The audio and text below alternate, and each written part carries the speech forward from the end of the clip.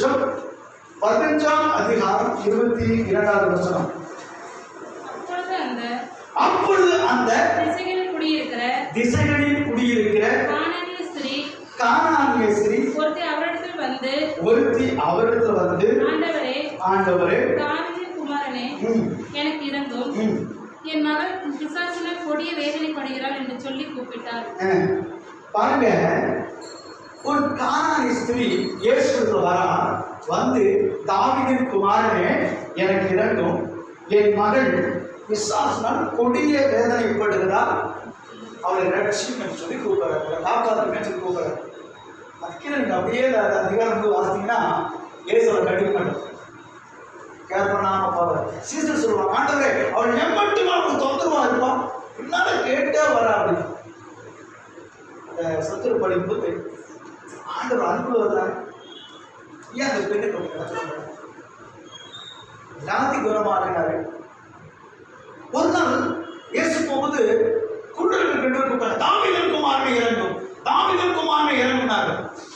அவர் போகும்போது அமைதியார், அவரை தொந்தம் பண்ணாதாங்க, அவனை எச்சம் அதிகமாக கூட்டான்னு போடுது, எச்சம் தாவீதின் குமாரன் இறங்கும்போது ஆரம்பிட்டார். அவனை வர சொல்லிவிட்டு வந்து அவர் என்ன கேட்டார், நான் உனக்கு என்ன ஆண்டவர்னா பாருங்க, அப்பான சொல்லியிருக்காரு, நீ வெளுப்பிட்டு ஆகுது திறந்துச்சாங்க.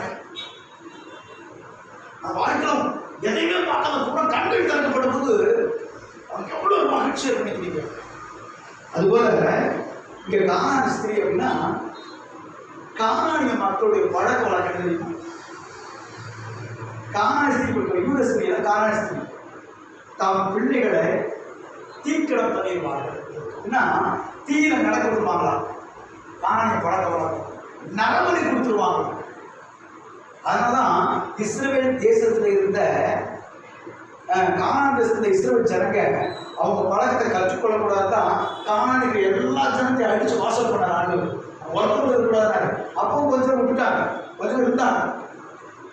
அதனாலதான் அந்த பழக்க வழக்கத்தை கட்டுவா கொஞ்சம், ஆண்டவரே நான் போய் ஜெயிச்சு வரும்போது எனக்கு எது வந்தாலும் வலிக்க வேண்டாம், பிள்ளைகளை பலி கொடுத்தாங்க, நரபலி. அது தேவனுக்கு அது அங்கீகரிக்கவே. நம்ம வந்து ஆடு நரபலி கேட்கிறவர் அல்ல. அவர் ஒரு சாட்சியார். ஒரு குடும்பத்தை சேர்ந்தவர்கள் 4 பேர் ஒரு ஆள் பதிலுக்கு கழுத்து வச்சு கட்டி நிற்கிறாங்க, ரெடியாக நிற்கிறாங்க. ஆண்டவர் போன 2 வாரத்தில் வாசம் சொன்னாங்க, சம்பவங்கள் சபையில் மக்களுக்கு வெளிப்படுத்த போறாங்க. சில நடக்கிற சம்பவங்கள் நான் பிரச்சனை யாரும் நான் சொன்னேன்னு சொல்லிட்டு இல்லை கூட அதே சொன்னேன்.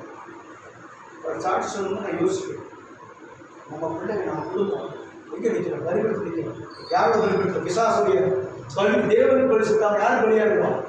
என் பலி தேவனுக்குரியதாக இருக்கணும், அது பிசாசுக்கு தான் நிற்குது. அப்புறம் எங்கே இடம் மாறிக்கே எனக்கு நான் சொல்றது உங்களுக்கு புரியுதா? நம்ம சரியா நிற்கிறோம் இல்லை, எப்போ சரியா நிற்கிறேன்னா அப்பதான் தன்னைத்தான சோதனை. நான் ஆண்டவருக்கு சரியா இருக்கிறேன்னா நீ எதை நம்ம சோதனை போடணும்? பாஸ்ட் சரியா இருக்க சொல்லலாம், உன் நண்பர் சொல்லலாம், உறவுகள் சொல்லலாம், வேதாகமத்தை எடுத்துக்கோ கண்ணாடி. நீ சங்கடப்படணும் பாஸ்ட் இது பரவாயில்ல, நண்பர் பரவாயில்ல, உறவுகள் ஆமா பரவாயில்ல, ஆனா வேதாகமத்தை பரவாயில்ல சொல்லவே சொல்லாது. அது கராசு மாதிரி சரியா இருக்கீங்க காமிச்சு. அப்ப நம்ம வாழ்க்கை ஆண்டவர் பெரியவா வச்சுக்கணுமா? யாரு சத்தம் சொல்லி கொடுக்கிறோம்? தேவனுக்கா, மனுஷனுக்கா, உலகத்துக்கா, நம்ம நம்ம சொல்லி காரியங்களுக்கா சொல்லி கொடுக்கிறோமா? பாருங்க, இங்க இந்த காரண பழக்க வழக்கம் தன் பிள்ளைகளை பலி செலுத்துவது, இந்த நெருப்புல தீக்கிரம் பண்ணுவது, இப்படி தீய பழக்கம்னால்தான் கானானிய ஜனங்களை போய் எல்லாத்தையும் அடிச்சுட்டு இஸ்ரவேல் ஜனங்களை கொண்டு வச்சாங்க. இப்ப இயேசு தாவீதின் குமாரன் தெரிஞ்சு கானானிய ஸ்திரீ வர. அதனாலதான் ஆண்டவர் சொன்னாரு, 25 அவள் வந்து ஆண்டவரே எனக்கு உதவி செய்யும் என்று அவரை பணிந்து கொண்டார். அவர் அவளை நோக்கி பிள்ளைகளின் அப்பத்தை எடுத்து நாய்க்குட்டிகளுக்கு போடுகிறது நல்லதல்ல என்றார். ஆண்டவர் உதவி செய்ய மாத்திரம் பிள்ளையா பார்த்தாரு, காரணம் சரியா பார்த்து சொல்றாரு, பிள்ளைகளின் அப்பத்தை எடுத்து அப்படின்னா உன் ஆசீர்வாதத்தை எடுத்து தீமையான செய்ய மாட்டேன். நம்ம யாராவது ஃபர்ஸ்ட் சாப்பாடு செஞ்சு நல்லா கருவேப்பிலை வச்சு நம்ம பிரியாணி செஞ்சு நம்ம சாப்பிட ஃபர்ஸ்ட் நாய்க்கு போட்டுருவோம், நாய்க்கு கொடுப்போம். நம்ம எலும்பு கடிச்சு அந்த எலும்பு அது பாவம் ஒண்ணுமே இருக்க மாவாக்கி அதை கூட நாய்க்கு அதை சொல்லிட்டு என்னை விட மோசமானவனா இருப்பான் குழந்தைங்க, ஏன்னா கடிக்கிறது வாய்ப்பே கொடுக்கல. அப்படிங்கிற மாதிரி வேஸ்ட் கொண்டு போய் பழசம் கொண்டு போய் போடுவோம். அதனால ஆண்டு சொன்னாரு, பிள்ளைகளின் அப்பத்தை எடுத்து நாய்க்குட்டிகளுக்கு போடுறது நல்லது. அப்ப தேவ ஆசீர்வாதம் யாருக்கு கிடைக்குது? ஏன் நமக்கு ஆசீர்வாதம் இல்லை? ஏன் நம்ம சம்பாதிக்கிற வருமானம் வரல? ஏன் நம்ம விடக்கூடிய காரியங்கள பிரச்சனை, வருமானம் தடை? நான் சொன்னது நானே ஆடு கேட்பேன், ஆண்டவரே ஒளிஞ்சிருங்க, ஏன் வருமானம் இல்லை, ஏன் ஆசீர்வாதம் தருவையா? முதல் வந்து நான் எப்பவுமே என்ன கேஸ் பண்ணி என்ன தனிச்சு எப்பவுமே என் கண்ணுக்கு உத்தரத்தை எடுக்காம பாபா உங்க கண்ணில் துருமனா எடுக்குன்னு சொல்ல முடியுமா? என் கண்ணில் நோடிக்கு உங்களால் இருக்க முடியாது. அவன் முதல்ல என்னை நான் சீர்படுத்த விரும்புகிறேன். அப்போ நான் ஒரு கேட்டேன், போன வாரம் எனக்கு எடுத்துக்கலாம் பணம் பிரச்சனை, எனக்கு பண பிரச்சனை, சாப்பாடு தான் பிரச்சனை வராது. எனக்கு நிறைய நாள் பட்னியாக பழக்கமாயிருக்கு. பட்னி எங்களுக்கு பெருசு கிடையாது, அது காட்டிக்க மாட்டேன். பட்னியாக வரதுக்கு நானே மணி ஒரு நாள் கூட ஃபீல் பண்ணதும் இல்லை, யாருக்கும் காரணம் இல்லை, சொல்ல மாட்டேன். எங்களுக்கு ஒரே ஒரு பிரச்சனை, சர்ச்சு பிரச்சனை தான், வாடகை பிரச்சனை. போன வாரத்தில் இடையில என்ன பிரச்சனை, இனிமேல் சர்ச்சு விசுவாசத்துக்கு கட்டாவே வாடகை கேட்டேன். நான் நிச்சயம் எடுத்தேன், நீ கொடு நீ கொடு நீ கெஞ்சணும். ஏன் கேட்கணும்? அவங்க குடியிருந்த வீட்டுக்கு வாடகை மாதம் சரியாக கொடுக்க மாட்டாங்களா? அட்டையை கொடுக்க மாட்டாங்களா? வாசலுக்கு போய் நான் பணம் நினைப்பாங்களா? அது மூலம் யார் நான் கேட்பேன். அப்படி கேட்டு இப்போ நாமத்தை நான் தூசிக்கிறேன். நீ ரொம்ப வந்து புதுசாக வீட்டில் கெஞ்சி நீங்கள் கொடுத்தா தான் நான் கட்டி வச்சு இனிமேல் நான் யாருக்கிட்டையும் கேட்க மாட்டேன், மனசு கேட்காது. இந்த ஒரு வார்த்தை தான் பாஸ்ட் நான் பார்த்துக்க மாதிரி சொல்கிறேன். பரவாயில்ல, யாருக்கு யாரும் கேட்க வேணாம், கேட்க மாட்டேன். என்ன நடத்தும் அப்படின்னா போயிட்டு அப்படின்னு நினச்சேன். நான் கேட்க மாட்டேன், நாங்கள் செவத்தில் வைக்க போகிறோம் அப்படின்னு சொல்ல ஆரம்பிச்சேன். மாதம் மாதம் நான் கிழமை கேட்க மாட்டோம், என்னால் முடியாது. இப்படிதான் ஆட்கள், வசதியான ஆட்கள் கிடையாது, எல்லாம் ஏழையான கிடையாது. எல்லாம் அவங்க சம்பாதிச்சு அவங்க வந்து கருவது பெருசாக எப்படி வந்து செய்வாங்க. அப்போ வறுமைக்கு காரணம் நானா? கருத்துக்கு நானா காரணம்? கேட்கணுமா இல்லையா? ஜன ஆசிரியர்கள் திறந்த மனப்பாவை கேட்டது, ஓப்பன் ஹார்ட் கிடையாது. அவர்களும் சுயமாக வளர்றாங்க, அதனால் ஆசீர்வாதமாக இல்லாமல் இருக்கிறாங்க. நாட்கள் 17 ஊதப்பொருள் சொல்லுவாங்க. 17 ஊரில் என்ன சொல்லுவாங்க? வேண்டாத சபையில் வளர்ச்சியாதவங்க, தடையாக இருக்கிறவங்க, கஷ்டப்பட்டு செய்கிறவங்க, கஷ்டப்பட்டு எல்லாம் பற்றி தெரிய வேண்டும்.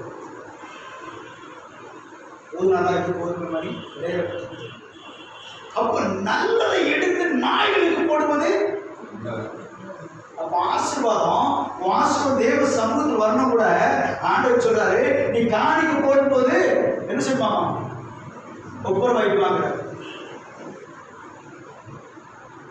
அப்ப தேவன் ஒரு திட்டங்களையும் ஒரு தீர்மானங்களையும் ஒரு ஆசீர்வாதம் தடை என்னன்னா, நீ முழுவதும் ஆர்டர் கொடுக்காம ₹1,00,000 கொண்டு உண்டியில போட்டாலும் ஆசீர்வாதம் கிடையாது. காசு நான் சாப்பிட்டேன்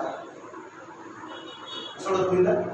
நீ ஆண்டர் கொண்டு மாற்றி கொடுக்காம நீ கொடுக்கிற காணிக்கு நான் உனக்கு ஆசீர்வாதம் ஒரு வீடியோ பார்க்கறதுக்கு வாசிக்கலாம். எல்லாரும் இப்படி சொல்றாங்க, நான் உண்மை சொல்லிட்டு சண்டை.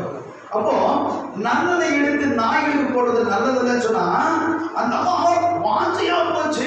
அந்த அம்மாவை ஆர்டர் கேட்கும்போது ஆண்டவர் சொல்றாரு, நல்லதை எடுத்து நாய்க்குட்டிக்கு போடுறது நல்லது அப்படின்ட்டாரு. அந்த அம்மா விட்டு வச்சு ஆடுங்க. அந்த அம்மா சொல்லிச்சு, அதற்கு அவள் மெய்தான் ஆண்டவரே, ஆகிலும் நாய்க்குட்டிகள் தங்கள் எஜமானின் மேஜையில் இருந்து என் எஜமான்கள் மேஜையிலிருந்து விழும் துணிக்கைகளை தின்னுமே என்றார். விழும் துணிகளை தின்னுங்க. நான் தாங்க பாருங்க, நீங்க யாரு கூட கொடுங்க, ஆனா கொஞ்சம் சதம் இல்லை கர்ப்பம் கேட்கிறேன். சாப்பிட்டு மிச்சம் இருக்குல்ல,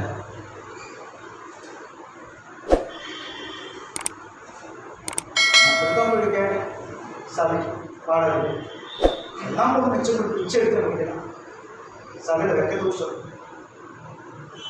நீ பாசமாக கிடைச்சா உங்களுக்கு கேட்கணும். உங்களுக்கு பிச்சை நான் வரவே இல்லை, அப்படி முடிஞ்சு நான் விரும்புகிறேன். தேவன் கொடுத்தா நடத்தணும், தேவன் கொடுத்தா நிறுத்தணும், தேவனுக்கு அதை கொடுத்தோம். காரணம் என்ன? ஆஸ்பத்திரிக்கு 50,000 கட்டினா கட்டுற எங்களுக்கு பணம் வந்துச்சு. உன்னுடைய வாகனத்துக்கு, உன்னுடைய குடும்பத்துக்கு, உன் வீட்டுக்கு, உன் பிள்ளைகளுக்கு கட்ட பணம் இருக்கா இல்லையா? எங்களுக்கு வந்து பணம் திடீர்னு ஆபத்துருச்சு, பணம் வருதா?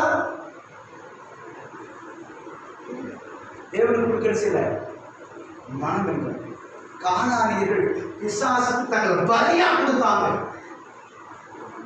தங்கள் பிள்ளைகள் கொடுத்தாங்க. ஆனா இன்றைக்கு நம்ம ரட்சிக்கப்படல, நம்ம பிள்ளைகள் ஆளுக்கு கொடுக்க மாட்டோம், ஊழியத்துக்கு கொடுக்க மாட்டோம், ஊழியத்துக்கு கொடுக்க மாட்டோம், நாசத்துக்கு கொடுக்க மாட்டோம், பசுத்தாய்க்கு கொடுக்க மாட்டோம். நேரம் நம்மளாம ஏமாத்து வச்சுக்கிறோம். ரைட்?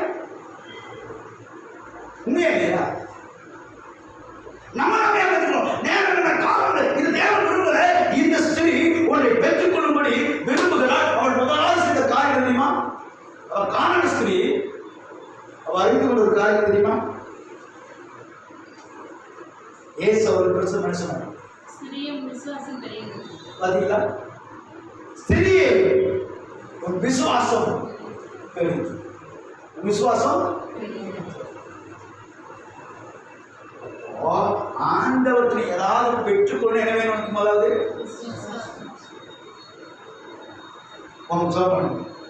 ஆண்டவர் சரி அவருக்கு பைனான்ஸ் வாசல் சர்ச்சுக்கு ஜாம் பண்ணிப்பான்னு பார்த்தா பைனான்ஸ் வாசல் இருக்காங்க. ஆண்டு சொல்ல மாட்டுவார். எங்க போய் நிற்கிறோம்? ஹாஸ்பிட்டல் வாசல் இருக்கிறோம். எங்க போய் நிற்கிற? நம்மளுடைய விசுவாசம் யார் மேல இருந்துச்சு? மனுஷன் மேலையும் மனுஷனுடைய நாமத்தின் மேலே அறிவு மேல ஓடிக்கிறோம். உன் தேவன் மேல உனக்கு விசுவாசம் இல்லை. ஏன் இல்லை? ஒருத்தர் மேல விசுவாசம் எப்போதும் அதிகரிக்கும். அவங்க நன்றாய் புரிந்து கொண்டு போது விசுவாசம் அதிகரிக்கும், நம்பிக்கை அதிகரிக்கும். உண்மையா இல்லையா? அவர் செஞ்சு வர காரியத்தை ஏன்னா அவர் வந்து எனக்கு தெரியுங்க சொல்ற மாதிரி அவர் கொடுத்து பாருங்க, அவர் வந்து எனக்கு தெரியுங்க. மாணவர்களுக்கு தெரியும். அதனாலதான் விசுவாசம் நமக்கு என்ன இல்லை. நீ கடலாம் குறிச்சு பரிசு தெரிஞ்சு வச்சிருக்கிற, உன் பணத்தை குறிச்சு, உன் திறமையை குறிச்சு, உன்னுடைய காரியங்களை குறிச்சு எதை தெரிஞ்சுக்கணுமோ அதை செய்யல. என்ன செய்யல? புரியுதா நான் சொல்றது? நமக்கு போன வாரத்தில் ஒரு லட்சம் ஆவியான சொன்னார். அது உங்க சபையில் அப்படி சொல்றேன். உங்க குடும்பங்கள் நடக்கிற சம்பவத்தை முன்கூட்டியே சொல்லு. உனக்கு சில காரியங்களை உனக்கு நான் மனசு காரணம் தெரியுமா? இன்னொன்று அவங்க நடக்கிற காரியங்கள் இவங்க சில காரணங்கள் ஏன் சொல்லுங்க. அவர்கள் பட்சமாய் வராத போது அவர்கள் காரியத்தில் நடக்க அவன் உன்னை தேடி வரல, என்ன தேடி வரல. வேறு சொல்லு, உன்னிடத்தில் அன்பு கொண்டா அவன் இடத்துல அனுப்புகிறான். உன்னை ஏற்றுக்கொண்டா என்னை ஏற்றுக்கொள்ளான். ஒருத்தனை ஏற்றுக்கொள்ளான் மனசு சங்கடப்படுத்தவும் தானா விட்டுறான், அவனை வேகமாக வச்சுருக்கான். அதனால அனைவருடைய மரணங்கள் தடுக்க முடியாது போச்சு. சில மரணங்களை காமிக்கிறார், தடுக்கிறதுனால நான் என்னை விட்டு குடும்பங்கள் விலகி மரணங்கள் மட்டுமல்ல சில சம்பவங்கள் நீ நடக்கிற சம்பவம் ஒரு நாட்கள் சொல்ல போறவங்களுக்கு நான் எழுதி வச்சுருக்க உங்கள் வாழ்க்கையில் நடக்கிற உங்கள் பைக்கில் எடுத்து வச்சுக்கணும். நான் வேலைக்கு போய் ஒவ்வொரு குடும்பத்துக்கு எனக்கு ஏன்னா என் நாடுடைய காரியம் நான் நன்றாக அறிந்திருக்கிறேன். நாடு சொல்றாரு நல்ல நாடுகளை பற்றி தெரிஞ்சுக்கணும். யார் குடும்பத்தில் யாராருக்கு என்ன ஆகும் தெரியும். அந்த மறைமுகமான வச்சிருக்கிறோம். வேண்டாம், அது செய்யாது, அது செய்யும். பிடிக்கிறமா போறியா போயிட்டு தேவனோடு உடன்படிக்கை பண்ணலன்னா நீ உலகத்தோடு உடன்படிக்கிட்ட உலகத்துக்காக சொந்தமாக போடுவோம் எடுத்துக்கொள்வோம் தானே. அப்ப என்ன பண்ணுவேன்? வளர்வியா, ஓடுவியா, ஒதுங்குவியா, எங்க போவ? இந்த ஸ்திரியானவள் சொல்ற ஆண்டவரே மேய்ச்சலுக்கு ஒழுங்கு பாருங்க,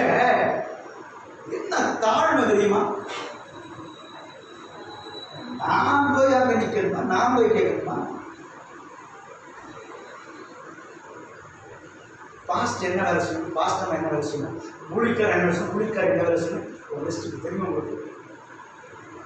இவன் தானே சுகமாக தான் தெரியும்.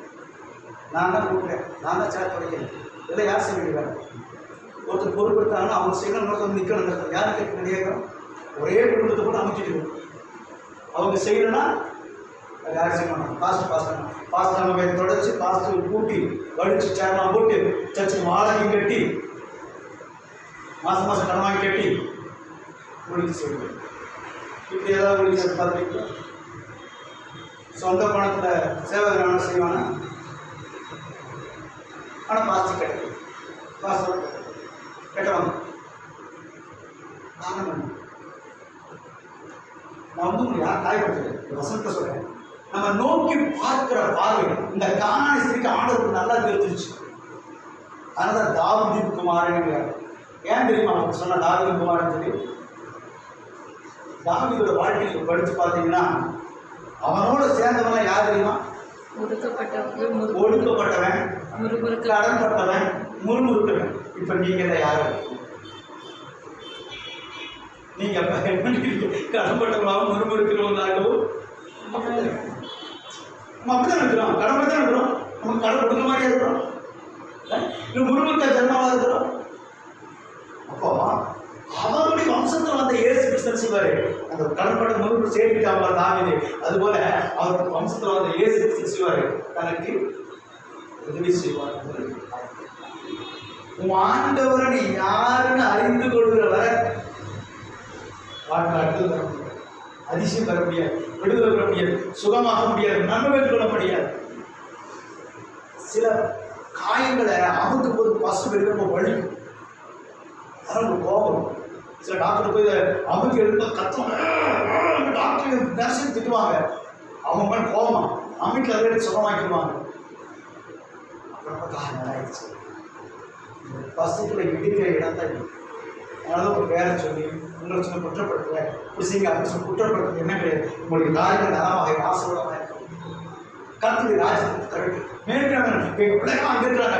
எங்கள் சபைக்கு வரப்பட்ட டாக்டராக இருக்கிறான், இன்ஜினியராக, கலெக்டராக இருக்கிறான், ஒரு எம்பியா எம்எல்ஏவாக இருக்கிறான், ஒரு முதன்மையான ஸ்தானத்தில் ஒரு ஊழியக்காரன் சந்தோஷமாக இருப்பேன் இல்லையா? இந்த பிள்ளைங்க என்ன செய்கிறாங்க? வரும்போது 4 வீடுங்க எங்களுக்கு காலம் கட்டமாக இருந்துச்சு. அப்புறம் சர்ச்சுக்கு வந்து ஒரு வச்சுக்கானாங்க அப்படின்னு சர்ச் பண்ண வருவாங்க, ஏசு கும்பிடுவாங்க. இப்படி எதிர்பார்த்து பாருங்க. முதல்ல இயேசு யார் என்று அறிந்திருந்தா, ரெண்டாவது அவர்கிட்ட போனா இது செய்வார் என்று சொல்லி அவர் மேல விசுவாசம். நம்ம ஆண்டவர் யாருன்றது நமக்கு தெரியணும். நான் அவர்கிட்ட போன விசுவாசமா இருக்கணும், விசுவாசம் இருக்கணும். என் கூட தாழ்மையா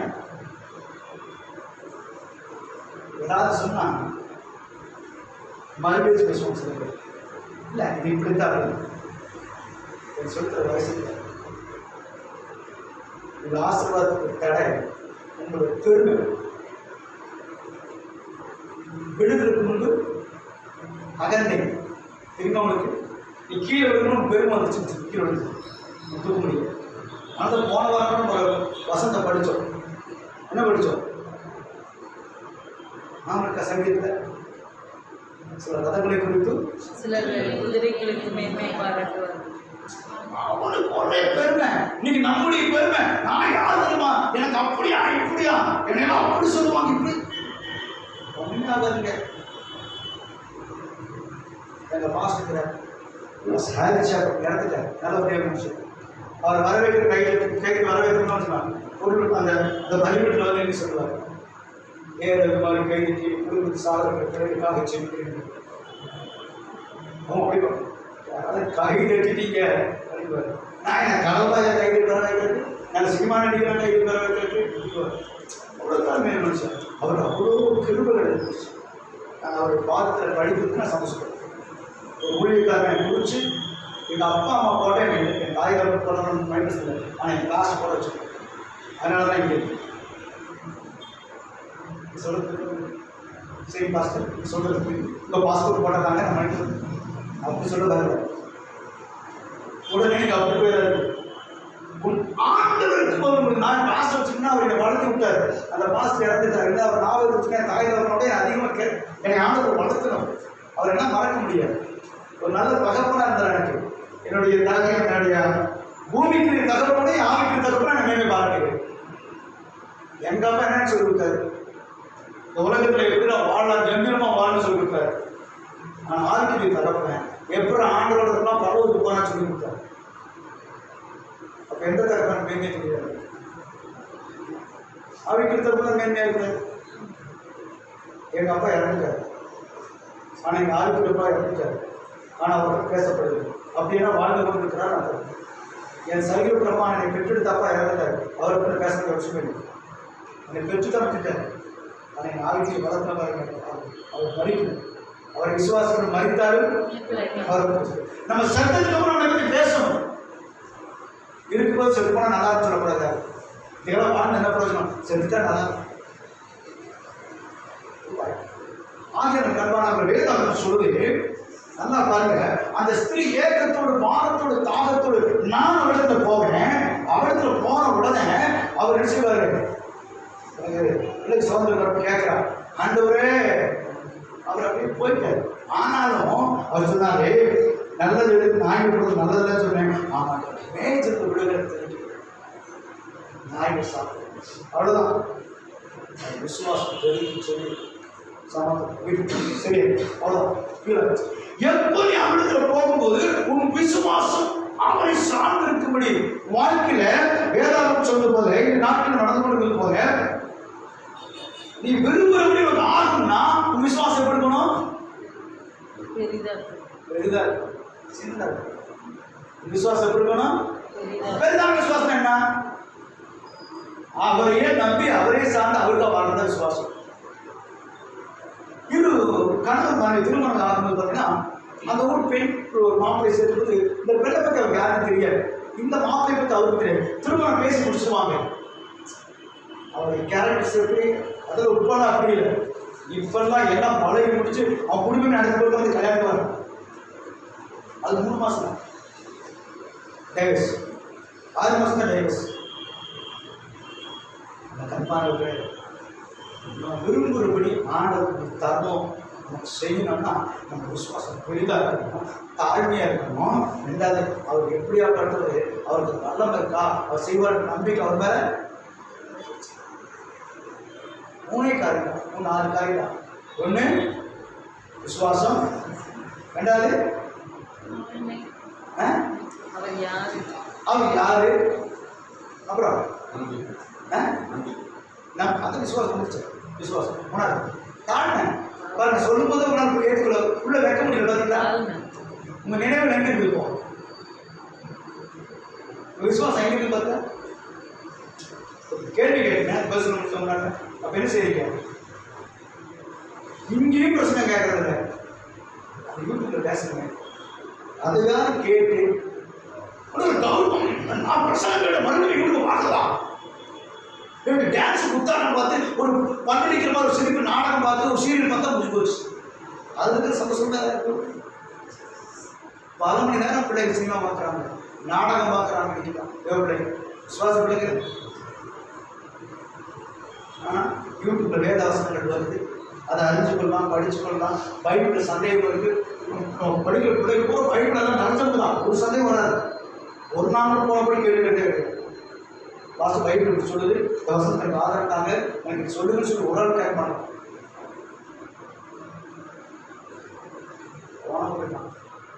மாஸ்டர் எலுமிச்சம் போல இருக்கு பாஸ்டர், எவனோ எனக்கு வச்சுட்டான் போல இருக்கு பாஸ்டர், அதை மாதிரி சொல்லியிருக்காரு. பாஸ்டர் நான் போகும்போது நைட்டு அப்படியே எனக்கு கொடுக்கணும் போன மாதிரி இருந்துச்சு பாஸ்டர், ஜாமனி சொல்லுங்க. எதுக்கு நான் சொல்றேன்,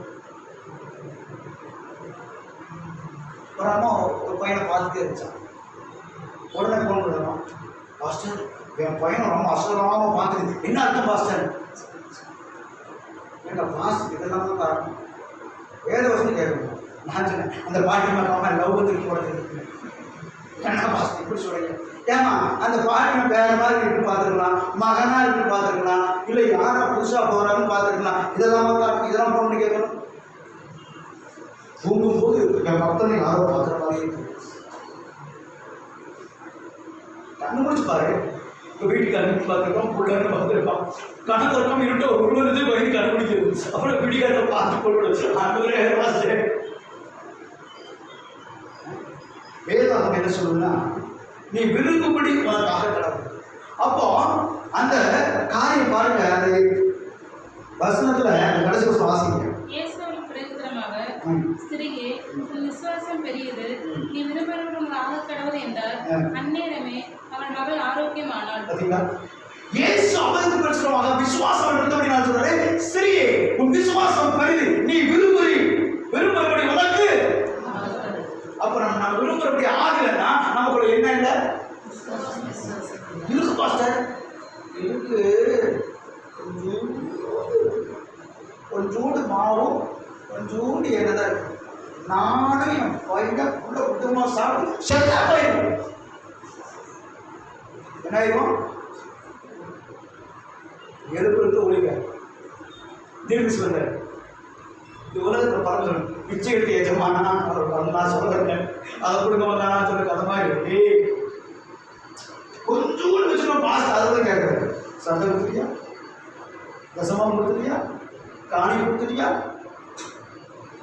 சர்ச் வாடகை கொடுத்தியா, ஏழைக்கு உதவி செஞ்சியா, மிஸ்ரிக்கு பணம் எடுத்து வச்சிட்டியா, இருக்கிற பணம் வச்சு நானே கொடுத்து சாலான்னு இருக்கோம். அதை கொடு.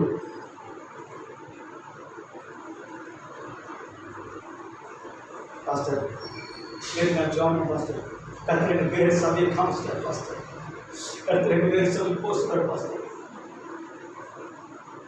அப்படின்னு அங்கே போகிறேன். அங்கே போனால் அவர் சொத்தலா அப்படின்னு கேட்டுதான் திரும்பி வச்சுறான். விசாசு வஞ்சகமாக எப்படி வஞ்சித்து அங்கே கொண்டு போய் சேர்ந்து பாஸ்டர். நீ வாழ்க்கை அப்படித்தான் போயிருக்கு. உன் விருப்பப்படி உனக்கு, உன் விருப்பப்படி உனக்கு, உன் விருப்பப்படி உனக்கு விசுவாசம் அவிசுவாசம் கொடுத்துருக்காங்க. அர்த்தம் புரிஞ்சுதா? அவிசுவாசம் விசுவாசம் உனக்கு எப்படி நான் வளருவேன், என் தொழில் விளக்குமா, நான் விளக்குமா, எந்த ஆடல் நாசம் போயிருக்கேன். உன் விசுவாசம் உனக்கு நான் சொல்றேன். பைபிள் சொல்லு, உன் விசுவாசம் பாரு எப்படி இருக்குது. எனக்கு ஒண்ணு நடக்காது, நான் அதெல்லாம் அப்படிதான் இருக்கும், நான் இப்படிதான் இருப்பேன், நான் தரித்திரமாவே இருக்கிறேன், நான் பாதியாவே இருப்பேன், நான் அப்படியே இருப்பேன். உன் விசுவாசம் நடக்காது.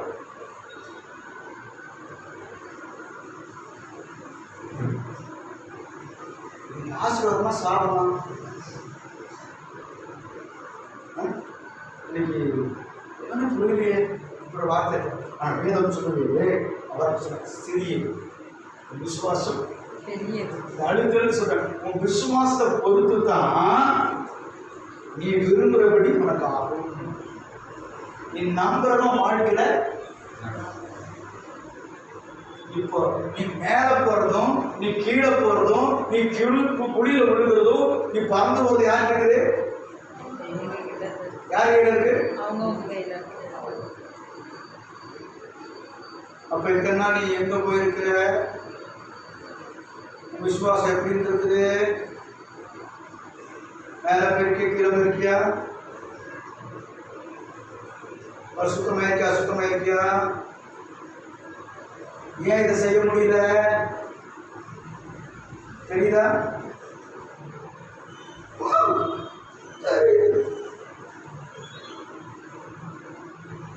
சொல்லுங்க. நம்ம ஆசீர்வாதத்துக்கு காரணம் என்ன? ஆசீர்வாதம் இல்லாத காரணம் ஏன்? விசுவாசம்.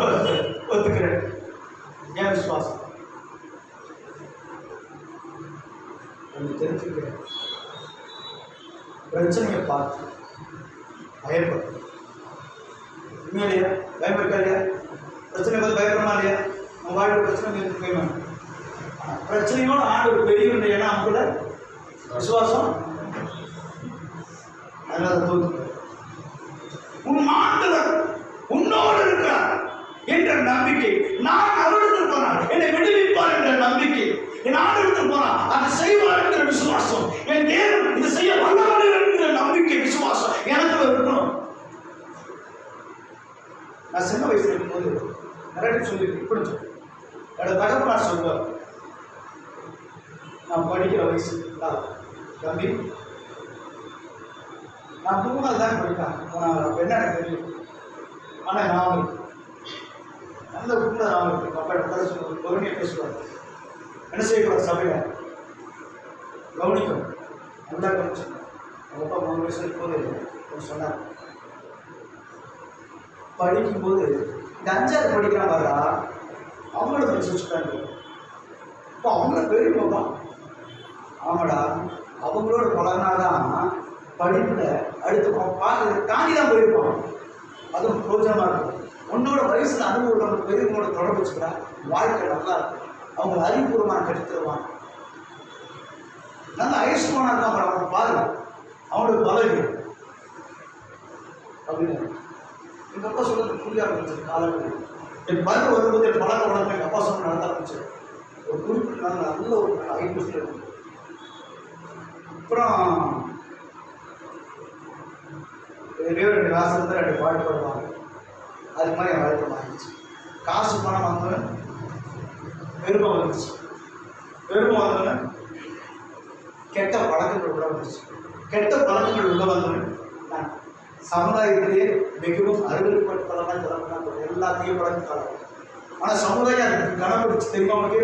இந்த சமுதாயம் கிறிஸ்தவனை கண்டு ஏற்றுக்காது. கிறிஸ்தவனை கண்டு ஏற்றுக்காது. தெரியுமா? என்னங்க நீங்கள் கிறிஸ்தவங்க சொல்லுவாங்க, அவன் எல்லா தெய்வத்தையும் வணங்குவான், இந்த தெய்வத்தை வணக்கம் வைத்துக்குவான். ஏன் இன்னைக்கு செஞ்சிருக்கோம். ஒரே ஒரு சிங்கிள் தெய்வம் தான், அதுக்கான பயப்படுறான். சிங்கத்தை கண்டா எல்லாமே பயப்படும். தெரியுமா உங்களுக்கு? சிங்கம் போய் அடிக்கடி எடுத்து கடிச்சு எல்லாமே போதும், பார்த்தாவே பயப்படுவாங்க. அது மாதிரி உன்னை கண்டா உலகத்தில் இருக்கும்போது, உலக மனுஷனாக இருக்கும்போது எல்லாரும் பார்த்து உலக மனுஷனும் பயந்தாக பெருமையாக இருந்துச்சு. அப்படின்னு தலைவரே ஒரே சொல்ல தலைவரே சொல்லி ரசிக்கப்பட்டதுக்கு ஒரு பிரைஸ் மாஸ்டர் அப்படின்னு சொல்லும் போது தெரிஞ்சது. அவன் கைதுக்கு நாசமாக போனவனே வந்துட்டான்னு சொல்லிக்கிறான். எனக்கு அப்போ தெரியல. இந்த உலகத்துக்கு சந்தோஷம், உலகத்துக்கு இச்சம், உலகத்துக்கு மாய, உலகத்துக்கு அறியும் நான் நல்லது தோணிச்சிருக்கோம். தெரியுமா? எனக்கு ஆகிய கண்ணு வேதம் சொல்லுது, உன்னுடைய விருப்பத்தின்படி உனக்கு ஆகணும்னு சொன்னால் உன் விசுவாசம் உன் ஆண்டவரை சார்ந்து இருக்கணும். அவருக்கு பக்கம் தாழ்த்தப்படணும். தாழ்த்துறவன் தாழ்மைக்கு வரும் பலன் என்ன? ஐஸ்வர்யம், கனம், மகிமை. 3 இருக்குதா? மகிமை இருக்கா? ஐஸ்வர்யம் இருக்கா? மகிமை இருக்கா? கனம் இருக்கா? இப்போ நம்மகிட்ட என்ன இல்லை? நான்கிற எண்ணம்.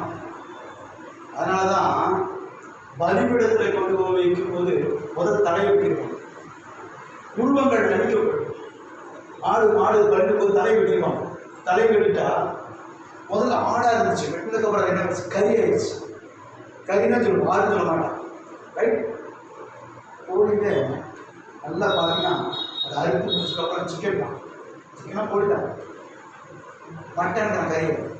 அது ஆடு மாடு அப்படின்னு சொல்கிறது. ஏன்? எஸ், 4 உருவத்தை வச்சுருக்கீங்கள, அது கீழே நீ வாழ்வு 4 பார்த்தீங்களா? பவுல் எப்படி சொல்வாரு?